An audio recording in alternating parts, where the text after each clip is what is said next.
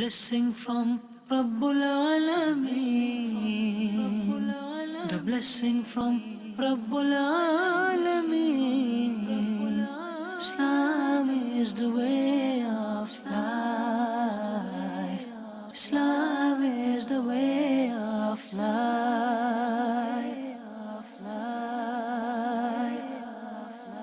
Alhamdulillahi Rabbil Alameen. Wassalatu wassalamu ala Sayyidil Mursaleen. Amma ba'd fa'a'udhu billahi minash shaytanir rajim. Bismillahir Rahmanir Rahim. As-salatu wassalamu alayka ya Rasulallah.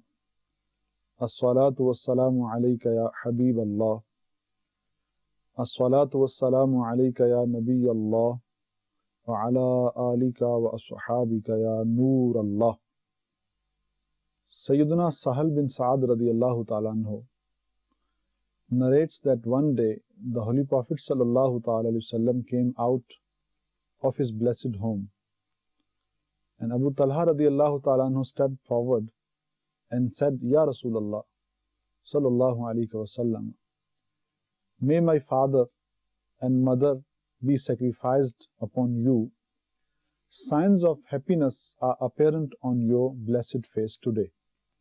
He sallallahu ta'ala wasallam said, indeed, Jibreel alayhi salam just came to me and said, Ya Muhammad sallallahu alayhi wasallam, whosoever recites durood once upon you, Allah Azza wa Jal will write 10 good deeds for him, forgive his 10 sins, and raise his 10 ranks. Sallu ala al-Habib sallallahu ta'ala ala Muhammad sallallahu alayhi wasallam. Salatu wa salamun alayka ya Sayyidi ya Rasulullah. Dear viewers of Madani Channel, Alhamdulillah, once again with the new episode of Silsila Rights in Islam, I am with you. Our today's topic is rights of husband.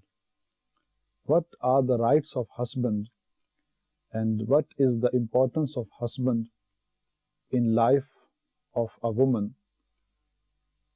You can judge by the hadith of Rasulullah sallallahu ta'ala alayhi wasallam, in which he says, if I were to command anyone to make sajda before another human being, I would command women to make sajda before their husbands.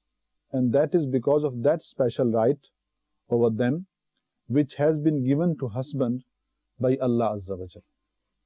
As for the rights of husbands are concerned, so the very first right, and which is first and foremost and most important, is this, that a woman should give her husband the respect that is his due, and she should obey him and take care of him.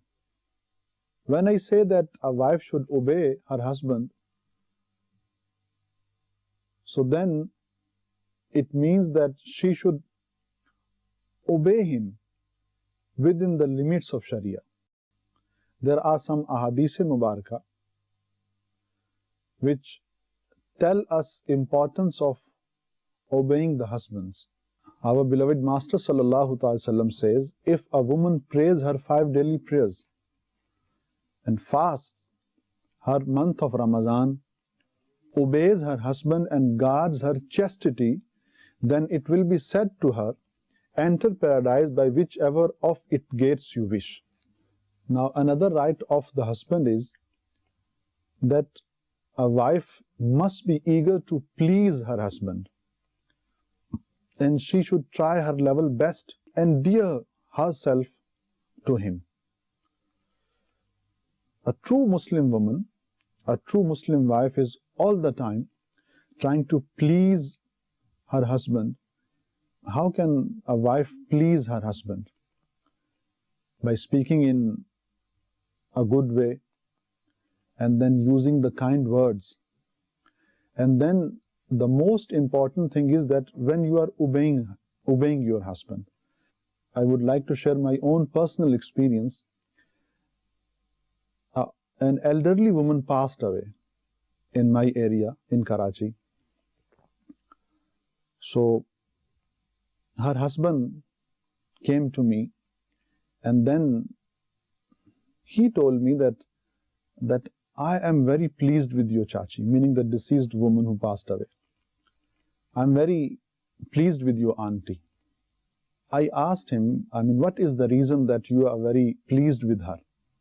He said, I remember that she was very obedient to me, and she always tried to please me.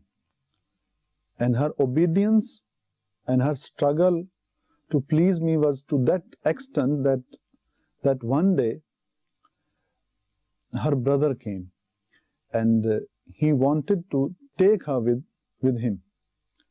So when I came at home and I heard that she is going, so I didn't like this thing, that how can she go? I'm in need of her.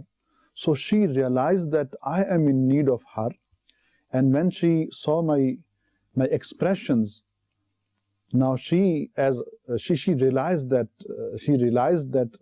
I didn't want her to go with her brother. So that time she went to her brother and she told him that now there is an important piece of work. There are some things very important at my home, and now I can't go with you, so I'm sorry. So I realized that why she does not want to go with her brother. The reason is that she has realized and she has come to know that I don't want her to go with her brother.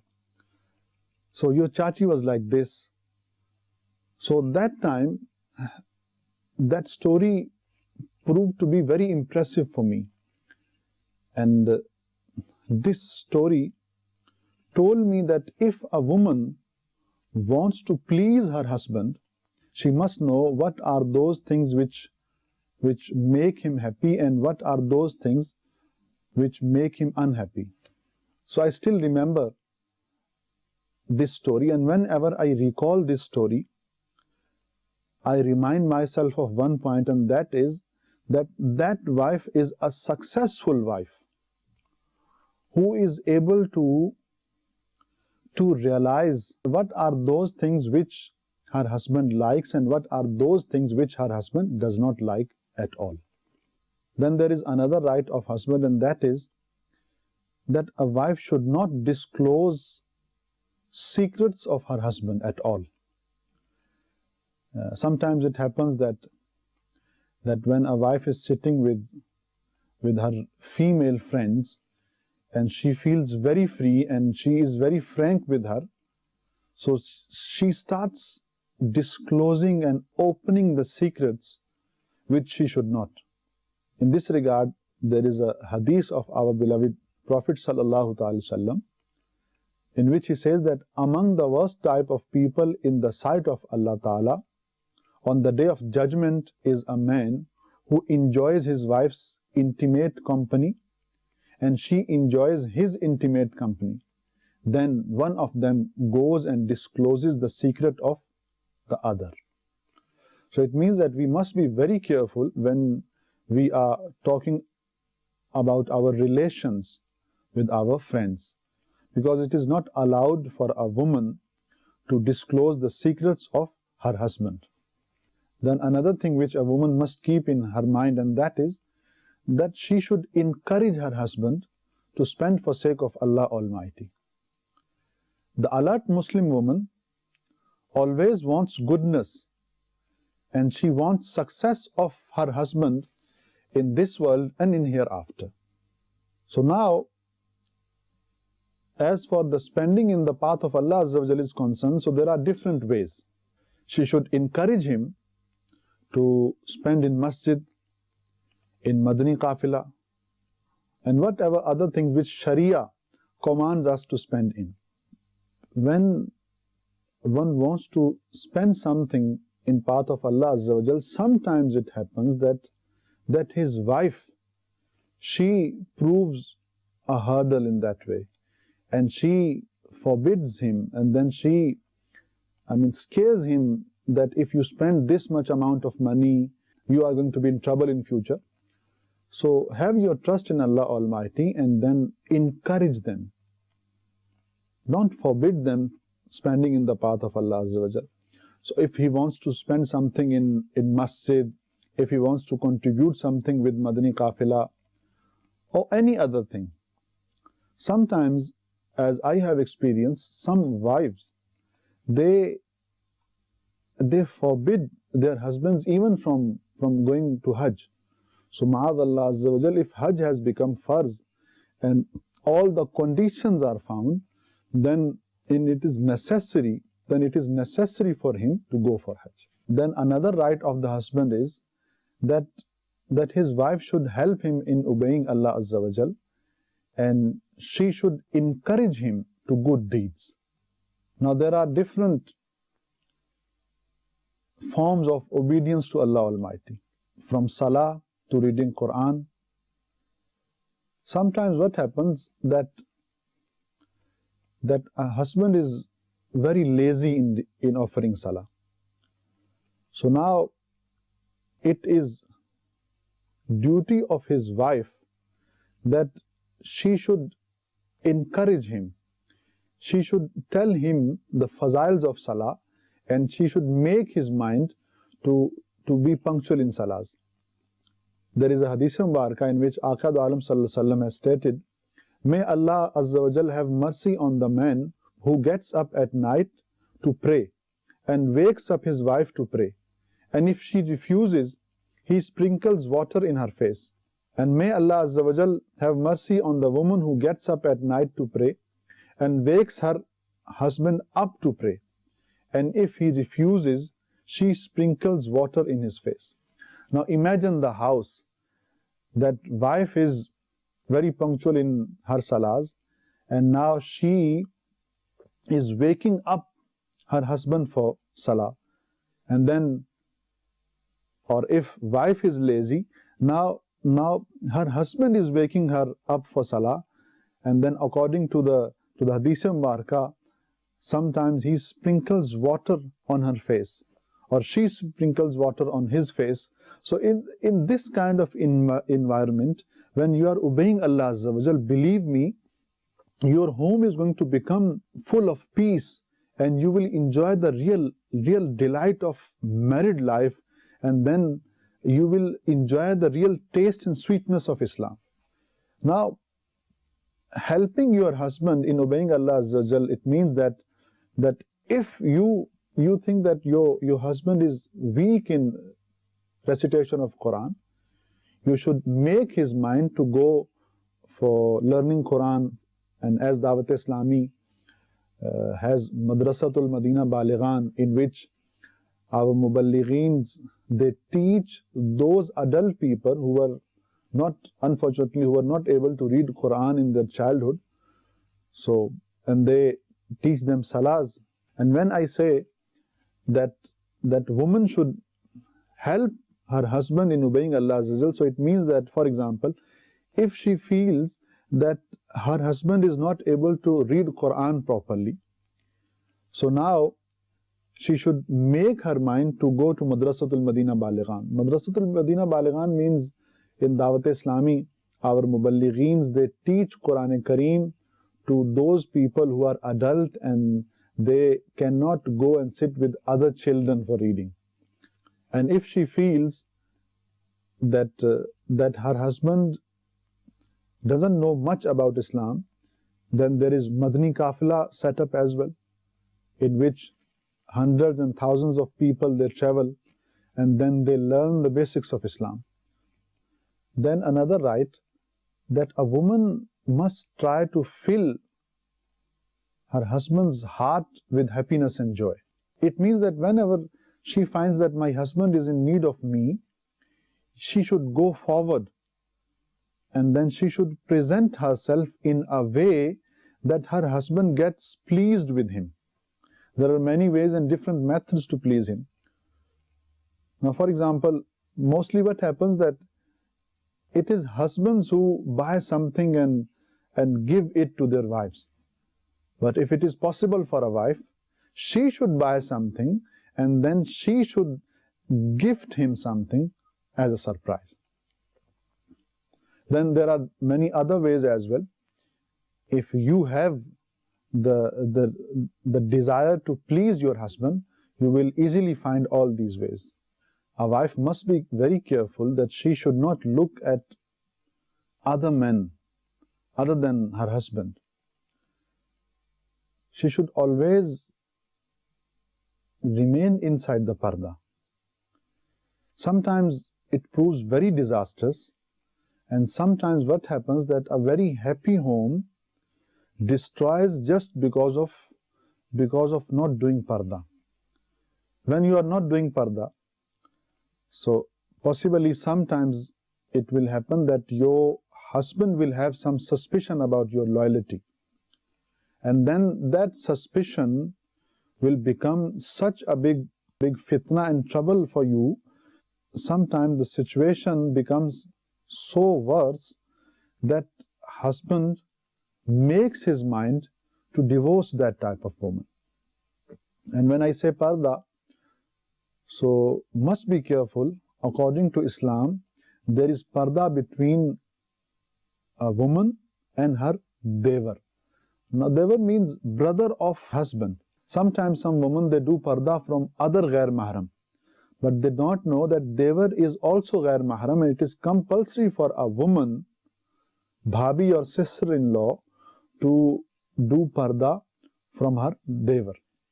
And if you want to know more about parda in detail, then you should read a book published by Maktabatul Madina, Parde ke baare mein sawal o jawab. Be tolerant of your husband and forgive his faults. I think this is the most difficult thing in our times. Sometimes it happens that there is a fight going on between husband and wife.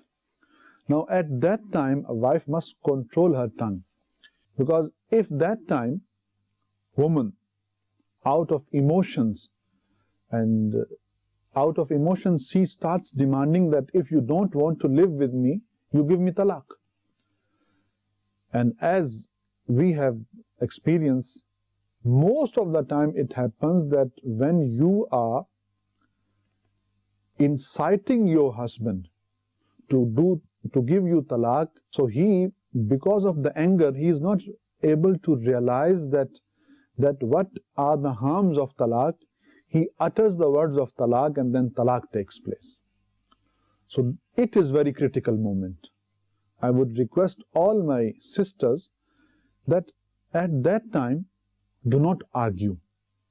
Keep quiet and don't demand talaq, and don't say even these type of words that if you don't want to live with me, set me free. Because in some situations, these words, they also prove as talaq. Then it is also duty of a wife that she should create an atmosphere of peace and tranquility for her husband. Sometimes it happens that as your husband comes inside the home, you start complaining that your mother did this thing, your sister did this thing with me, your child did this thing happened or that thing happened. So now, most of the time, men are very tired. When they leave their offices or their business and they come to home, they think that as we will reach home, we will have a very peaceful environment and we will be able to relax. But now what happens if he enters and you start complaining and telling him everything? So you are destroying his peace, and then he gets irritated, and then that irritation leads to sometimes a very big fight. And if it is possible, if there is any complaint, make sabr. The most difficult thing in life of a wife is to make sabr on those places where she has opportunity to incite her husband to do something wrong or to fight with her mother-in-law or with her sister-in-law. Then at the end, I would like to draw your attention towards very important matter, and that proves sometimes very sensitive as well. And that is, being a wife, it is compulsory for you to please your husband. It is also compulsory for you to please the very close relatives of your husband. For example, your mother-in-law. Most of the time, sons, they are very sensitive in the matter of their mother. And if you are rude to your mother-in-law, it proves sometimes very disastrous. And sometimes it becomes a weak point for you that you are not able to please your mother-in-law and your sister-in-laws. Sometimes, then don't talk back. Don't argue with your mother-in-law. I heard some pious people saying that if your mother-in-law asks you, who put that plate that side? You mustn't say that I didn't do this thing. You should go, pick that plate up and put it on its proper place. If she says that, who left that door fridge open? Don't talk back and argue, no, I didn't do this thing.